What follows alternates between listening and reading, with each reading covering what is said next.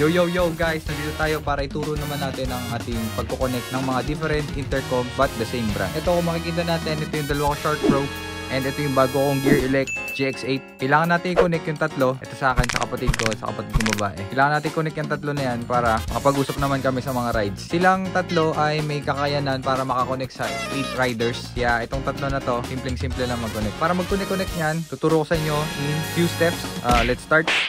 Sa mga may Gear Elect na or sa may mga Gear Elect Shark Pro at GX8 na tapos gusto nyong mag-pair sa mga kakilala nyo, I suggest na i-reformat nyo muna, i-reset nyo muna yung mga intercom nyo. Sa pag-reset na intercom, long press lang sa power button hanggang sa makakita ka ng dalawang red na blink sa mga indicator lights nila. Sa Gear Elect GX8, ang power button niya is nandito sa part na to. Testing natin i-reset ngayon. Currently kasi, naka-pair na yung tatlo na yan. Kapag naka-pair na siya is magi-green to.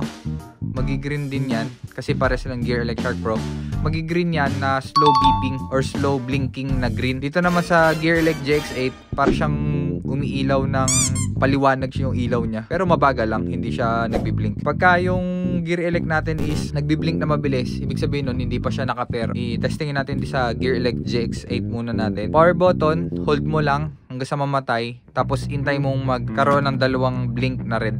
Ayan, hintayin natin to. Hold mo lang siya. Meron din yung tunog eh. Power off. Tapos may magbibip yan ng dalawang beses eh. Pero ito, reset na to. Na-reset na yung GX8 natin. Sa Gear Elect Shark Pro naman, madali lang. Long press mo lang din tong power button hanggang sa magkaroon ng ulit ng dalawang blinking red.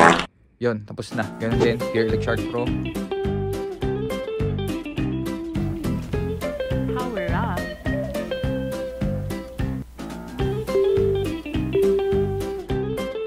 Okay, napatay na siya. Ngayon, sa pagbubukas natin, long press lang ulit natin to. Power on. Welcome. Bluetooth pairing. Battery high. Sa Gear Elect Shark Pro, kung makikita natin, blue red, yung sinasabi ko mabilis na nagbi-blink na kulay. 4 pairing na sila kasi na-reset na natin yan. Ganun din dito, 4 pairing din to. Ang focus natin is sa pag-i-intercom. Ang ginagawa ko is ito muna i-pair nating dalawa. Pag na-pair ko na yung dalawa, isusunod kong i-pair ito dito o kaya ito dito. Para ma-pair yung Gear Elect, meron ito sa dati kong video, ito. Wow naman! Ayan, sa dati kong yung video na yan. Wow! Click nyo na lang dito kung paano i-pair. Makikita nyo rin naman dito. Long press lang tong M. Pindutin natin yung M button nito. Maghahanapan silang dalawa. Intercom search. Ayan, nag-solid green siya.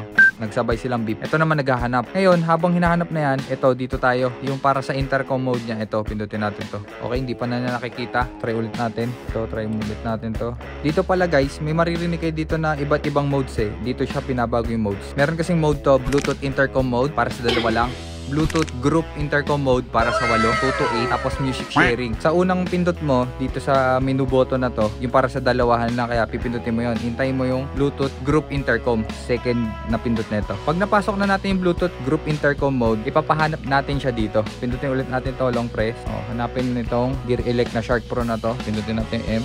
Magka-pair na to. Para mag-start, pindutin lang natin tong ito, una to, o kaya ito, o kaya power button nito. Pero mas dito ako sanay, pipindutin ko lang to. Bluetooth group intercom mode. Yan, nagka-connect na sila. Pares na sila nagbi-blink ng green, mabagal na green. Hindi natin makonect to isa. Ay, nakonect. Makulit ka. Intercom connected. And guys, kung makikita natin, nagbi-blink na to ng green na mabagal. Ito naman, yung parang lumilinaw siya ng mabagal, yung bubuka yung linaw niya ng mabagal. Ibig sabihin, silang tatlo is connected na. Try natin, ito. Rinig yan. Pa-record ako dito sa camera natin. Ito yung tatap ko. And ito naman.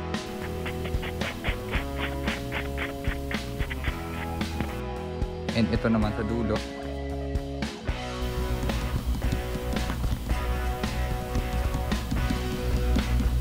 Ayan, connected na silang tatlo.